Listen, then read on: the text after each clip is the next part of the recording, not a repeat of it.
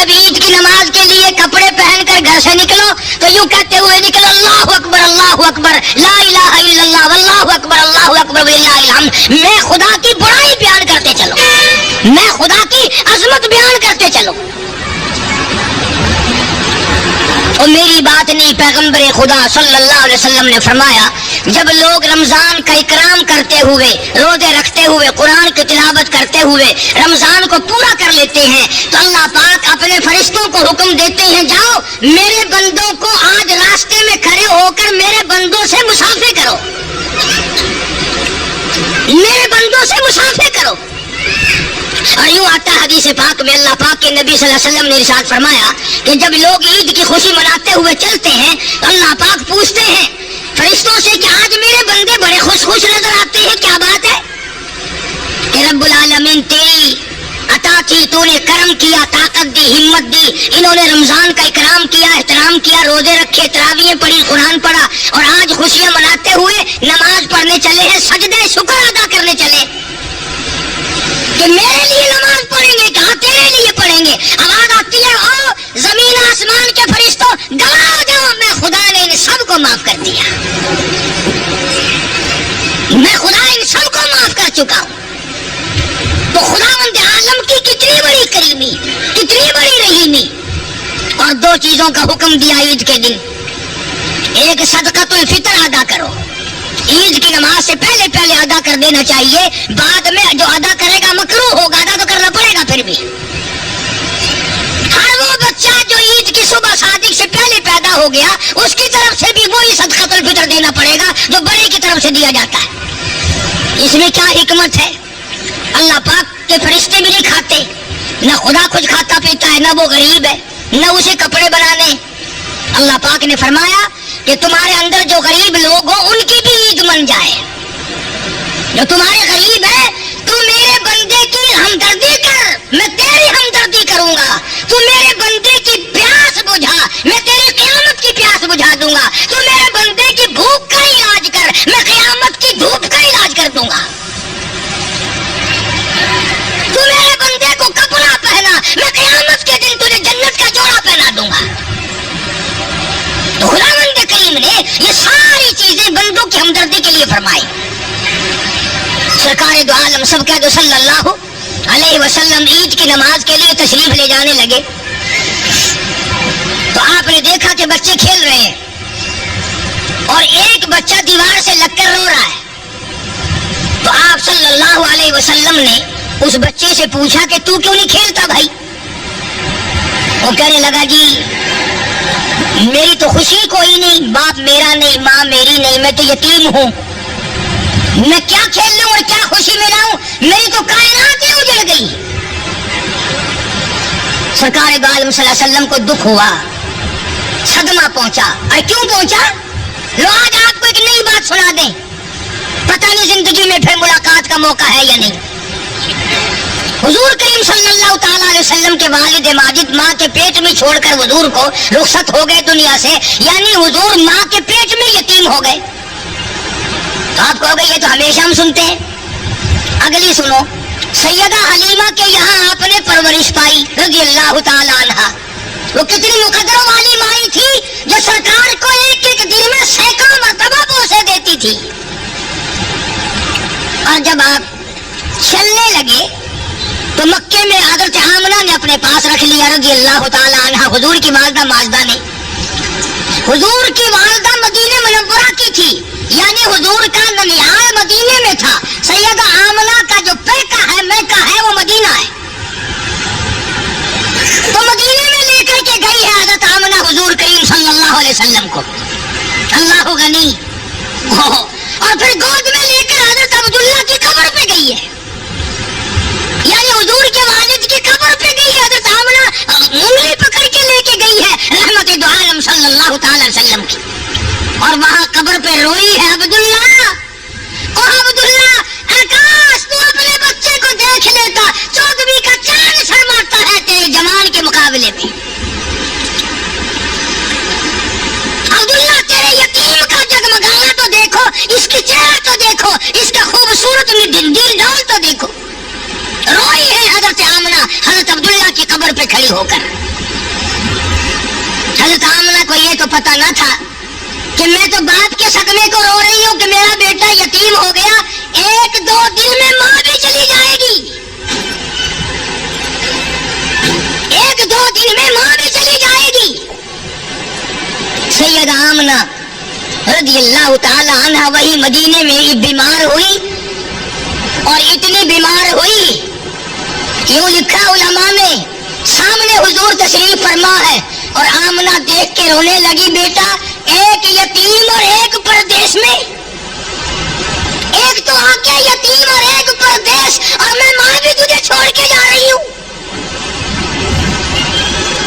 علماء نے لکھا ہے کہ حضور کریم صلی اللہ علیہ وسلم بھی آسمان کی طرف کبھی اپنی امی کی طرف دیکھتے تھے اور کبھی آسمان کی طرف دیکھتے تھے، گویا خدا سے پوچھتے تھے، میرے اللہ یہ کیا ہو رہا ہے؟ باپ تو پہلے نہ تھا، ماں بھی چل رہی ہے۔ سیدہ آمنہ نے بھی جواب دے دیا رضی اللہ تعالیٰ عنہ۔ تو حضور کریم صلی اللہ تعالی علیہ وسلم کو اس لیے صدمہ پہنچا، اس لیے دکھ پہنچا کہ آپ نے یتیمی دیکھی تھی، آپ بے وارث دنیا میں رہے تھے۔ اس تاکہ میں سے بچوں کو دمکاؤ نا، یہ جمعے کے دن اور ایسے موقع پتہ نہیں کہاں سے اکٹھے ہو جاتے ہیں۔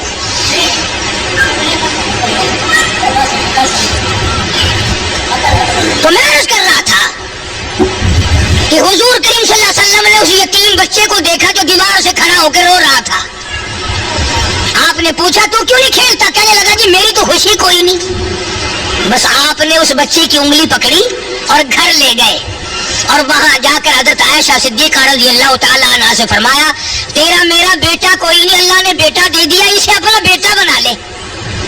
اسے نہلایا دھلایا، کپڑے پہنائے، اور حضور کریم صلی اللہ تعالی علیہ وسلم اپنی رحمت والی انگلی اس کے ہاتھ میں دے کر پھر لے کے چلے، اور انہی بچوں کے پاس سے گزر ہوا جو پہلے کھیل رہے تھے۔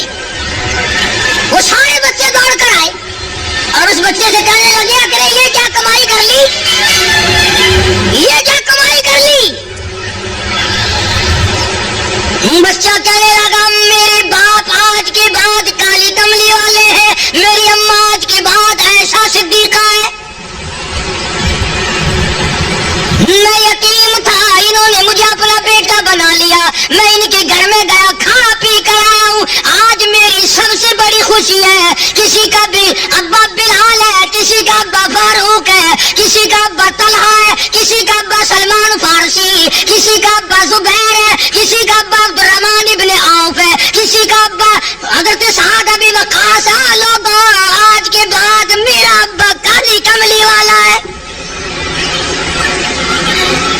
ان بچوں کو بھی اتنی قدر تھی کہ وہ سارے بچے رونے لگے اور کہنے لگے، کاش آج ہم بھی یتیم ہوتے، کاش آج ہم بھی یتیم ہوتے، آج ہمارے بھی حضور باپ بن جاتے صلی اللہ علیہ وسلم۔ اللہ تعالیٰ جل شانہ کا کروڑا احسان اور شکر ہے کہ اس کی توفیق اور عنایت سے رمضان المبارک کے ہم نے روزے رکھے، تراویاں پڑھی، قرآن پاک کی تلاوت کی، صدقہ زکوٰۃ خیرات کیا۔ اللہ تعالیٰ ہر عبادت کو اپنی مہربانی سے قبول فرمائے اور اس کو اجر عظیم کا ذریعہ بنائے۔ حقیقت یہ ہے کہ رمضان المبارک بھی غمخواری کا مہینہ ہے اور صبر کا مہینہ ہے، اللہ کے ذکر کرنے کا مہینہ ہے۔ ویسے بھی ایک آدمی کو مہینہ بھر عادت ڈالنے سے عادت پڑ جاتی ہے، لیکن اس کا یہ مطلب ہرگز نہیں کہ وہ عید کے بعد سب چیزوں کو چھوڑ بیٹھے۔ حدیث پاک میں آتا ہے کہ عمل اللہ کے یہاں وہ مقبول ہے جس میں دوام ہو، جس میں ہمیشگی پائی جاتی ہو۔ کسی نے حضرت مولانا محمد قاسم صاحب نانوتوی رحمۃ اللہ علیہ سے پوچھا کہ حضرت نماز پڑھ کے خالی چلے جاتے ہیں، معلوم نہیں قبول ہوئی کہ نہیں؟ تو بڑا اچھا جواب ارشاد فرمایا اگر ظہر کے بعد عصر کی نماز کی توفیق ہو گئی تو سمجھو ظہر کی اللہ نے قبول کی تو عصر کی توفیق دی، اگر عصر کے بعد مغرب کی نماز کی توفیق ہو گئی تو سمجھو کہ عصر کی نماز اللہ نے پہلے قبول کر کے پھر مغرب میں آنے کی توفیق دی۔ تو جن لوگوں نے رمضان المبارک میں بڑی دل دمی سے، خوش شوق سے، ذوق سے نمازیں پڑھی، اب اگر نمازیں پڑھتے رہیں گے تو سمجھو کہ رمضان کے مہینے کی نمازیں قبول ہو گئی۔ اللہ تعالیٰ پہلے قبول فرماتے ہیں اور پھر اجر کی اور اس کے دوبارہ ادا کرنے کی توفیق عطا فرماتے ہیں. صحابہ کرام رضوان اللہ تعالی علیہم اجمعین چونکہ نبی صلی اللہ علیہ وسلم کے شاگرد تھے، حضور کی صحبت میسر تھی. آپ کو تو زندگی بھر میں حضور صلی اللہ علیہ وسلم کی خام میں بھی زیارت نہیں ہوئی، اور صحابہ کرام وہ خوش نصیب جماعت ہے جن کو ایک ایک دن میں کئی مرتبہ حضور صلی اللہ علیہ وسلم کی زیارت ہوتی تھی. اس جماعت کے بارے میں آپ کو کیا بتاؤں جنہوں نے 23 برس تک امام الانبیاء کے پیچھے کھڑے ہو کر نمازیں پڑھی، سارا قرآن کریم حضور صلی اللہ علیہ وسلم سے یاد کیا، مسائل پوچھتے تو حضور صلی اللہ علیہ وسلم سے، مرید بننے کے لیے آتے تو تیرا پیر چشتی ہوگا، میرا پیر نقش بندی ہوگا، کسی کا پیر قادری ہوگا، کسی کا پیر سہروردی ہوگا. صحابہ کرام کا پیر امام الانبیاء مدنی کریم صلی اللہ علیہ وسلم ہے. یہ اتنی بڑی خوش نصیب جماعت تھی جن کا انتخاب خداوند عالم نے خود فرمایا. اپنے نبی کے لیے جماعت بھی اللہ کا انتخاب ہے، خود پیدا کرتا خدا کے. اور علماء نے مسئلہ لکھا ہے کہ صحابہ کرام کا مقابلہ دنیا میں کوئی نہیں کر سکتا، اس لیے ساری دنیا کی عبادتیں، نمازیں، حج، زکوٰۃ، تلاوت اللہ کے نبی کے صحابی کا ایک سجدے کا مقابلہ نہیں کر سکتے. فرق ہے ان میں ہم نے بڑا زبردست. ان کا استاد دیکھو، ان کا پیر دیکھو، ان کا امام دیکھو. اگر وہ ملازمتوں میں تھے، کیپٹن تھے، میجر تھے، کرنل تھے، جنرل تھے، اس فوج کے کمانڈر ان چیف محمد عربی صلی اللہ علیہ وسلم کی فوج میں یہ لوگ شامل تھے. اور ان کو اتنا موت کا اشتیاق تھا کہ حضرت خالد بن ولید رضی اللہ تعالی عنہ نے 125 جنگ لڑے اور ایک جنگ میں بھی ہار نہ ہوئی. آخری وقت آیا، حضرت خالد بن ولید رو رہے تھے. کسی صحابی نے پوچھا کیا بات ہے، روئے کیوں؟ فرمایا ساری عمر جنگ کیے، جہاد کیے، اور آج بستر پہ موت آ رہی ہے. تو صحابی بڑا عقل مند تھا، کہنے لگا خالد یہ بتاؤ حضور صلی اللہ علیہ وسلم نے تمہیں لقب کیا دیا ہے؟ تو فرمایا میرا لقب حضور صلی اللہ علیہ وسلم نے سیف اللہ فرمایا. فرمایا تو اس کا یہ مطلب ہوا اگر تم شہید ہو جاؤ تو اللہ کی تلوار ٹوٹ جائے. تم شہید نہیں ہو سکتے، تم تو اللہ کی تلوار ہو. اللہ کے نبی نے جن کو اللہ کی تلوار بتایا، ان کے روزے اور ان کی نمازیں اور ان کی عبادتیں ساری دنیا سے اعلیٰ اور ساری دنیا سے عرفہ اور ساری دنیا کی تمام نیکیوں کی جڑ ہے صحابہ کرام. اس لیے کبھی بھول کے بھی یہ خیال نہ کرنا کہ ہم ان لوگوں کا مقابلہ کر سکتے ہیں. یوں فرمایا مدنی کریم صلی اللہ علیہ وسلم نے، تم احد پہاڑ سونا خرچ کرو اللہ کی راہ میں، میرے صحابی کی 2 کھجوروں کا مقابلہ نہیں ہو سکتا. ان کا ذوق اور تھا، ان کا شوق اور تھا، ان کی تمنائیں اور تھی، ان کی حسرتیں اور تھیں. آخری دم تک ان کی حسرتیں کچھ اور ہی تھیں جو ہمارے قریب سے نہیں گزرتی. نبی کریم صلی اللہ علیہ وسلم عید کی نماز، عید کے لیے تشریف لے جا رہے ہیں. بچوں کو کھیلتے دیکھا اور ایک بچہ علیحدہ کھڑا ہو کے رو رہا ہے. اس نبی صلی اللہ علیہ وسلم کی عادت تھی کمزور کے پاس آنا، محتاج کے کام آنا. اس بچے نے پوچھا بھی سب بچے کھیل رہے ہیں، تو کیوں رو رہا ہے؟ کہنے لگا میرے ماں باپ نہیں ہیں، ان لوگوں کے تو ماں باپ ہیں، اس لیے خوشی منا رہے ہیں، میں کیسی خوشی مناؤں؟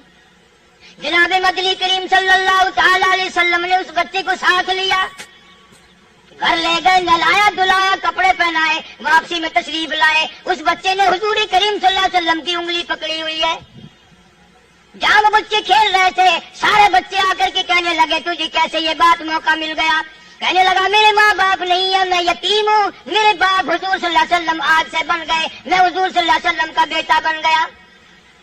مدینے پاک کے اور بچے بھی رونے لگے، اے کاش ہمارے بھی ماں باپ مر جاتے، ہم بھی آج یتیم ہوتے، نبی کریم صلی اللہ علیہ وسلم کی انگلی پکڑ کے ہم بھی چلتے. کمزوروں کا وارث، بے سہاروں کا سہارا جناب مدنی کریم صلی اللہ تعالی علیہ وسلم ہر ایک کے کام آئے. ایک دن بیٹھے بٹھائے، جلابیب رضی اللہ تعالیٰ عنہ صحابی کو گود میں بٹھا لیا. اور پیار کر کے فرمایا جلیبیب تمہاری شادی ہوئی کہ نہیں؟ عرض کیا یا رسول اللہ میرا گھر نہیں، در نہیں، زر نہیں، پر نہیں، جھوپڑا بھی کوئی نہیں، میری شادی کون کرے؟ فرمایا جاؤ فلاں صحابی کے پاس لڑکی ہے، میرا جا کر کے پیغام دے دو اسے، تم اپنی شادی کر لو۔ صحابی نے یہ سن کر پرواز کی، چلا گیا، گھر پہ جا کے دستک دی، گھر والا اندر سے نکلا اور کہنے لگا مجھے حضور صلی اللہ علیہ وسلم نے بھیجا ہے اور پیغام دینے آیا ہوں تمہاری لڑکی سے میری شادی کر دو۔ اس نے کہا تو غریب ہے، نادار ہے، مفلس ہے، میری حسینہ لڑکی ہے، تو ویسے بھی رنگ کا کالا ہے، قد کا بھی چھوٹا ہے، کسی کرم کا بھی نہیں۔ اس کا باپ کا جواب سن کر کے لڑکی بول اٹھی اور کہنے لگی تو اس کے حسن کو نہ دیکھ، تو اس کی غریبی کو نہ دیکھ، تو اس کی ناداری اور مفلسی کو نہ دیکھ، تو اس کے بھیجنے والے کو دیکھ۔ تم جواب کیوں دیتے ہو؟ میں تیار ہوں شادی کے لیے۔ صحابی واپس آیا اور آ کر کے نبی کریم صلی اللہ علیہ وسلم کو حال دیا، فرمایا لڑکی نے ارادہ ظاہر کر دیا میری شادی ہونے کو ہے، یا نبی اللہ میرے پلے پائی پیسہ تو کوئی نہیں، دمڑا دمڑی ڈھیلا کوئی نہیں۔ فرمایا جا عثمان غنی سے 300 درہم قرض لے لے، تیرا قرض میں محمد رسول اللہ ادا کروں گا۔ عثمان ذی النورین رضی اللہ تعالیٰ عنہ سے 300 درہم قرض لے لیے، شادی کی تیاری کر رہا ہے، جھوپڑے کا سامان خرید رہا ہے، برتن لے رہا ہے، میری بھی جوک بسے گی، میرا بھی گھر آباد ہوگا، میں بھی بال بچے دار بنوں گا۔ شادی کا انتظام کرتے کرتے کانوں میں آواز آئی انفروا فی سبیل اللہ، انفروا فی سبیل اللہ تؤمنون باللہ ورسولہ وتجاہدون فی سبیل اللہ باموالکم وانفسکم ذالکم خیر لکم ان کنتم تعلمون۔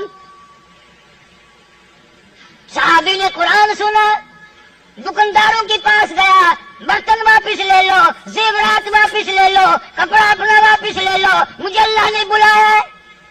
اسلام نے کفر نے اسلام